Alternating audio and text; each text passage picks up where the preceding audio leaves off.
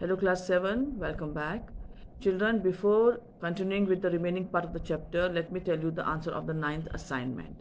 Okay, in the ninth assignment from page number 20, exercise A, first part was given and the correct answer is the narrator did not want to go to the Kapadias because it was a cold and frosty evening. Okay, from page number 21, exercise B, first question was given, describe the girl the narrator saw standing in the middle of the road. And the answer is the girl the narrator saw was around 16 or 17 years old. She was rather old fashioned as she was wearing a flamoxy sequined dress. She had long hair and she reminded the narrator of his grandmother's family album.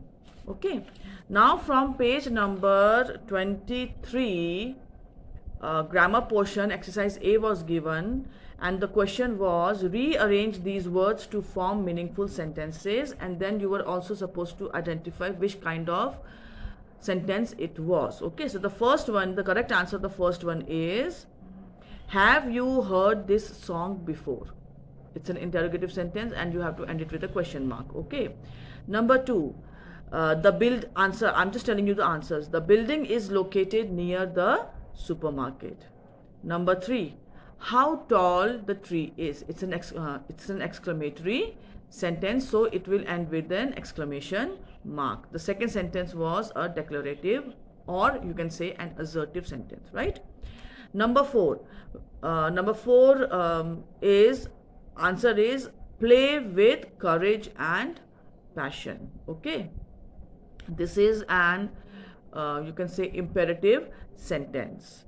Then is number 5 is please give me some water. This also is an imperative sentence. And the last one is where did you get the flowers from. That's an interrogative type of sentence and it will end with a question mark.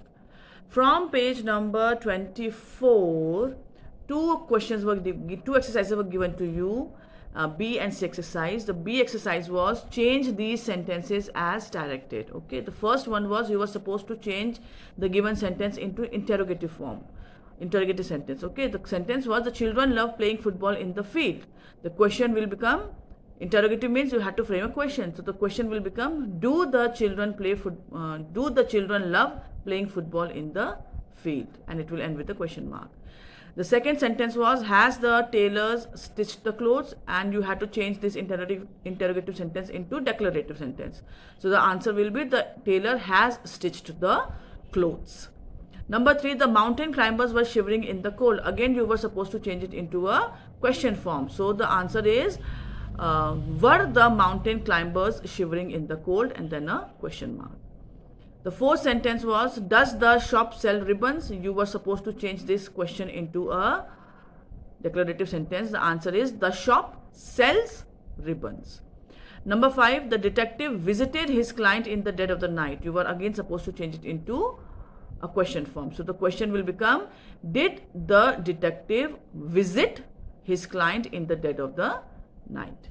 And the last sentence was have the soldiers gone home? You were supposed to change it into declarative sentence, and the answer is the soldiers have gone home. Okay, so these were the answers of the B exercise from page number 25. Now from exercise number C, the same thing was there, but you were asked to change an exclamatory sentence into a declarative sentence and a declarative sentence into an exclamatory sentence. Okay, so I'll be telling you the answers only. The first answer is how thoughtful of Lala to call on our ailing teacher. Sorry, this is the exclamatory sentence. You have to change it into declarative one. So the answer will be it was thoughtful of Lala to call on our ailing teacher. Number 2, what a pretty umbrella Deepa carries. The answer will be Deepa carries a pretty umbrella. Number 3, the little boy was fascinated to see the skyscrapers. So the exclamatory sentence will be how fascinated the boy was to see the skyscrapers, and then it will be a exclamation mark. Number 4, the roller coaster was a thrilling ride. Again, it will be exclamatory sentence. So the sentence will start with how thrilling was the roller coaster Right, and it will end with an exclamation mark. Number 5, how endearing of you to remember my birthday? Answer, it was endearing of you to remember my birthday. And the last one is, it was a great idea to visit the new restaurant.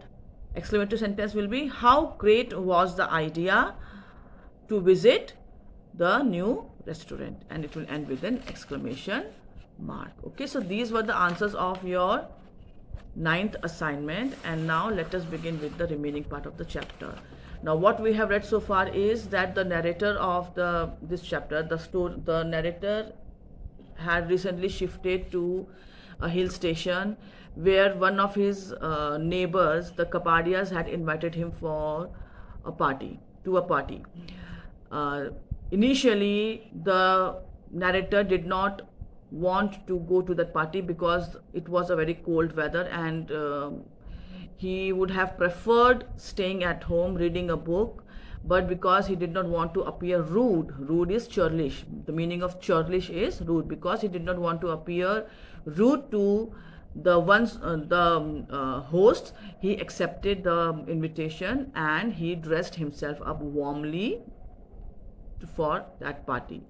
So the Kapadia's house was around a mile over from where the narrator was living. So he went out, he started walking towards the Kapadia's house, and when he had reached half of the distance, that a half mile, he saw that a girl was standing in the middle of the road all alone. And when he looked at the girl, he guessed that the girl was around 16-17 years old. She was wearing sparkly kind of a dress, a gown sort of a dress, and she had long hair.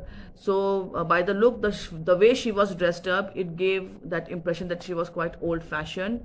And looking at her reminded the narrator of the photos that he had seen in his grandmother's family album. When he got close to the girl, the girl seemed to be quite friendly. She had a very, winning smile. She had lovely eyes. And then a conversation started between the narrator and the girl. So the girl starts the conversation, the narrator starts the conversation by, wishing the girl good evening. And then he asked the girl that if she was also going to the party, because the way she was dressed, it was a party dress. So he asked the girl that if she was also going to the party. So the girl says yes, and both the narrator and the girl start walking towards the Kapadia's house.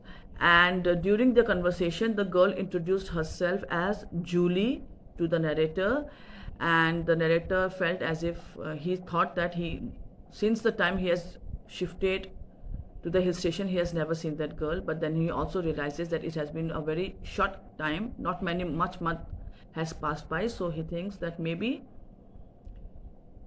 she was living in one of those areas, or she was around from there. Okay, so till here we have read, and now we'll continue with the remaining part of the chapter. There was quite a crowd at the party, and no one seemed to know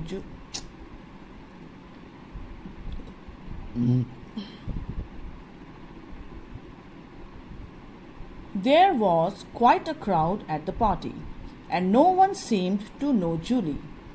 Everyone thought she was a friend of mine. I did not deny it. Obviously, she was someone who was feeling lonely and wanted to be friendly with people. Soon the narrator reaches the Kapadia's house, and they were greeted by their host, Mr. and Mrs. Kapadia. And by the way they greeted the narrator and the girl, narrator realized that nobody in the party knew who Julie was. So everybody was thinking that Julie was a friend of the narrator and she has accompanied him. So narrator did not even deny the fact, because he felt that the girl was quite lonely and that she wanted to get to know other people. So he let the people think that Julie was accompanying him. And she was certainly enjoying herself. I did not see her do much eating, but she flitted about from one group to another, talking, listening, laughing, and when the music began, she was dancing almost continuously. She was completely wrapped up in the music. The narrator was in the party talking to everyone, but at the same time, he was also keeping an eye. He was also checking uh, about Julie. He was keeping an eye on Julie, and what he noticed was that Julie was enjoying the party. She was not eating much. Like when you go to a party, you are served drinks and you are served, snacks. But Julie was not having much of that, any of those eatings and all. But what she actually was doing, that there were different groups of people formed there in the meeting. So she was going to each group and she was listening to their talk. She was um, involving herself in their conversation, and she was laughing at what the jokes the people were crying. And when in the party the music began, it was time to dance. She started dancing and she continued dancing as long as the music was playing. So that is how Julie was enjoying herself in the party. It was almost midnight when I got up to go.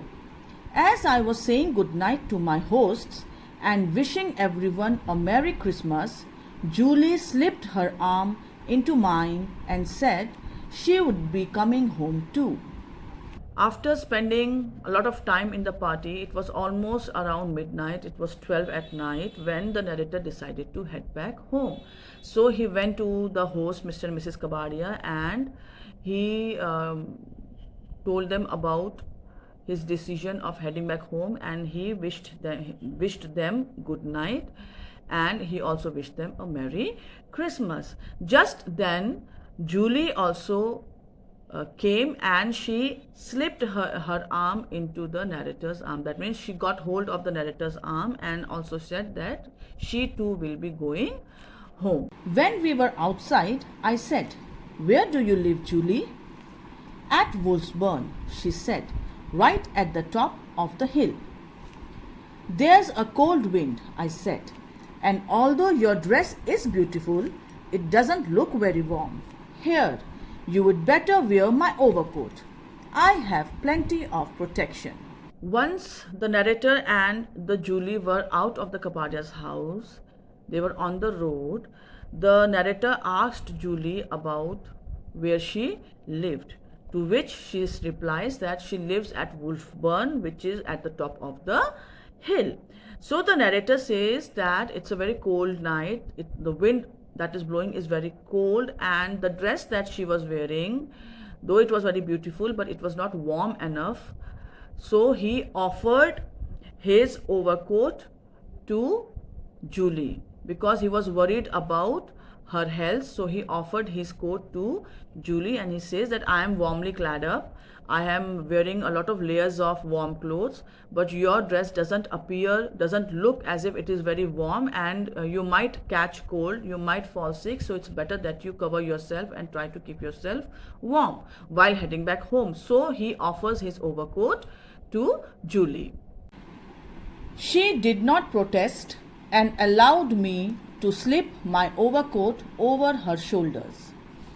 Then we started out on the walk home. But I did not have to escort her all the way. At about the spot where we had met, she said, "There's a shortcut from here. I'll just scramble up the hillside."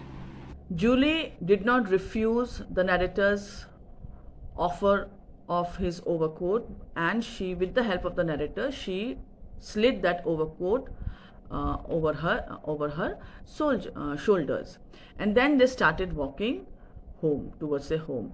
And the point where the narrator had met that girl, when they reached that point, there both of them stopped, and the girl said that she will go from there because there's a shortcut from that area, and she will go there through that shortcut to her home by herself. So that way the narrator was not escorting, or you can say was not dropping Julie to her house, because she said that she can go on her own because there's a shortcut from the place where she had met the narrator. Do you know it well? I asked. It's a very narrow path. Oh, I know every stone on the path. I use it all the time. And besides, it's a really bright night. Well, keep the coat on, I said. I can collect it tomorrow. She hesitated for a moment, then smiled and nodded. She then disappeared up the hill, and I went home alone. Now, out of concern, as it was it was already midnight, the narrator was quite concerned about the safety of the girl, that is Julie. So he asks her that if she knows the shortcut road to her house very well, because he says it's a very narrow path, and are you sure that you know this path very well? And Julie says that yes, she knows that path very well. She knows every nook and corner of that shortcut because she has been using it for a very long time, and beside it was a quite bright night, because it was a full moon night, so it was a quite well lit night, a well lit night. So the narrator says that okay, you can go home on your own, and he also says that keep that overcoat, you keep on wearing that overcoat. I'll come to your house tomorrow and I'll collect this overcoat from your place. When the girl hears this, she hesitates for a moment, for a second, and then she smiles and nods. Nod means she says like this, okay, and then she disappears up the hill. That means she goes towards that shortcut area, and after a few seconds she disappears from the narrator's view. And so the narrator starts going back home, and he reaches his home and spends the night in his home. The next day, I walked up to Woolsburn. I crossed a little brook from which the house had probably got its name, and entered an open iron gate. But of the house itself little remained. Just a roofless ruin, a pile of stones, a shattered chimney, a few Doric pillars where a veranda had once stood. The next day, the narrator wakes up, and after having bath and having his breakfast, he remembers that he had to collect his overcoat from Julie, who was living in Woolsburn. So he starts walking towards her place, and in order to reach Julie's house, he had to cross a little brook.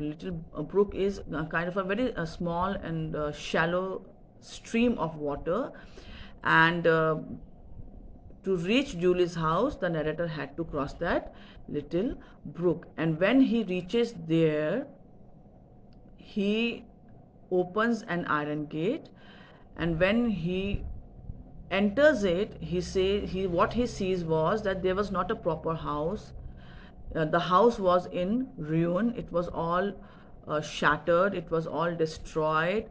There was no roof. It was a roofless house. There was no roof. With the passage of time, the roof had collapsed. Pile of stones were there. The chimney was also shattered. It was also broken.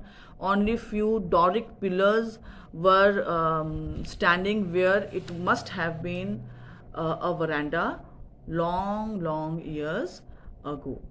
Okay, so he was quite surprised to reach the place and see that there was actually no house, because Julie had said that she lives at Woolsburn. So remembering that, he had gone there to collect his overcoat, but when he reaches there, no proper house was there. There was a house, but that house was in ruins. It was all shattered and it was all broken, and nobody was living there.